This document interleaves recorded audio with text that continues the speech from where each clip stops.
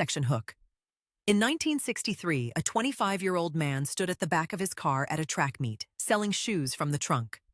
He had $50, a wild idea, and almost no one believed in him. Fast forward 60 years, and that same idea is now worth over $200 billion. Nike didn't start in a Silicon Valley boardroom. It didn't launch with venture capital or a viral marketing campaign. It started in a car boot. And the story of how it got from there to here is one of the greatest business stories ever told. Section Problem. Here's why this story matters to you. Every single day, people abandon their ideas because the conditions aren't perfect. They wait for the right funding, the right moment, the right connections. They look at companies like Nike and assume those empires were built by people who had every advantage from the start. But what if the opposite were true? What if the messiest, most underfunded, most chaotic beginnings were actually the blueprint for greatness? Because when you look closely at Nike's origin, you don't see a smooth rise. You see a man who was rejected, nearly bankrupt, sued, betrayed, and still refused to stop. And that is the lesson worth understanding, not just the success, the survival. Section Main Content. Let's go back to the beginning. The year is 1962. A young Stanford MBA graduate named Phil Knight boards a plane to Japan. He has a theory, a thesis he wrote in business school, that Japanese running shoes could do to the American shoe market what Japanese cameras had done to German cameras. Disrupt it entirely. Offer superior quality at a fraction of the price. He lands in Japan with almost no money and even less credibility. But he walks into the offices of Onitsuka Tiger, a Japanese athletic shoe company, and confidently tells them he represents a major American distributor called Blue Ribbon Sports. There was no Blue Ribbon Sports. He made it up on the spot. But Onitsuka liked what they heard. They handed him samples, and Phil Knight flew home with a suitcase full of tigers and a dream that was just beginning to take shape.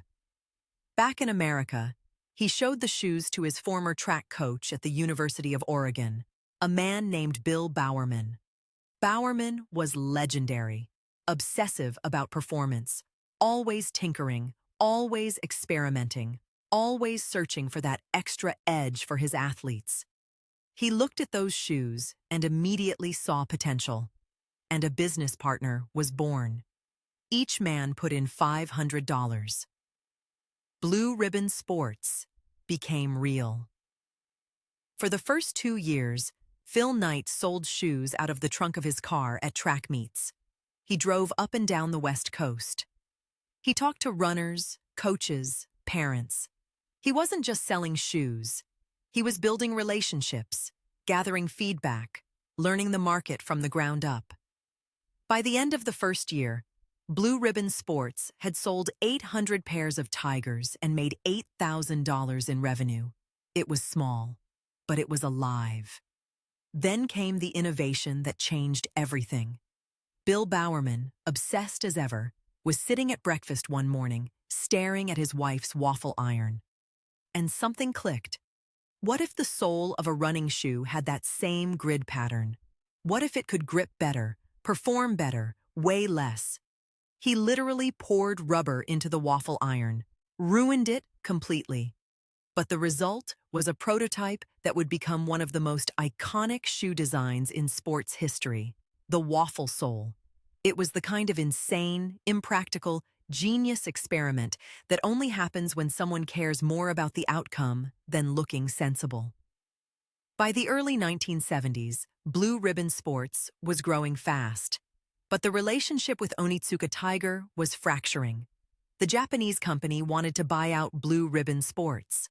Phil Knight refused, and so Onitsuka threatened to cut them off entirely. Knight was furious and cornered, and then, in that moment of pressure, he made the decision that would define everything. He decided to stop selling someone else's shoes. He would make his own. The brand needed a name. It needed an identity. A graphic design student named Carolyn Davidson was hired to create a logo. She charged $35 for her work. The result? A simple curved mark, fluid, dynamic, suggesting motion. They called it the swoosh, and for the name, one of Nike's early employees suggested Nike, the Greek goddess of victory. Nike wasn't sure about it at first, but it stuck, and the world would never be the same. Then came Michael Jordan. In 1984, Nike was struggling. Adidas was dominant. Converse was the go-to for basketball. Nike signed a 21-year-old rookie from North Carolina to a 5-year deal worth $2.5 million, a number that seemed insane at the time. They built an entire shoe line around him, the Air Jordan. It launched in 1985. The NBA immediately banned it for violating uniform color rules, and Nike paid the fines and kept selling them.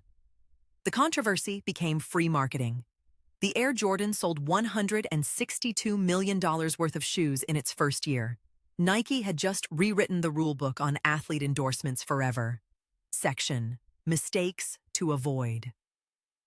But this story isn't just about triumph. There were near-death moments that almost erased Nike from history entirely. In the early days, Nike was chronically underfunded. Banks repeatedly cut their credit lines. There were months where payroll was barely possible. Knight had to lie to partners about the company's financial health to keep deals alive. He borrowed money in ways that pushed legal and ethical boundaries, moves he himself later admitted were reckless. Then there was the Nike sweatshop scandal of the 1990s. As the brand scaled globally, reports emerged of exploitative labor conditions in overseas factories, child labor, poverty wages, unsafe environments. The public backlash was severe. Stock dropped. Protests erupted on college campuses. Nike had scaled so fast and so focused on the product. They had neglected the human cost of their supply chain. It nearly broke the brand. The lesson? Growth without accountability is a liability. No empire survives indefinitely on performance alone. Trust is the product underneath the product.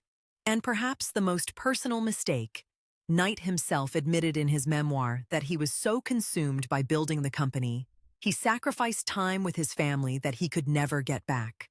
Success at the cost of everything else is not a strategy. It is a warning. Section: CTA. From a car boot at a track meet to a $200 billion empire. From a borrowed identity in a Japanese boardroom to the most recognizable logo on the planet. Nike's story is not a fairy tale. It is a testament to obsession, reinvention, and the refusal to quit when every rational voice says you should. So the question is, what idea are you sitting on right now that deserves the same relentless belief? Drop it in the comments below. And if this story moved you, hit subscribe.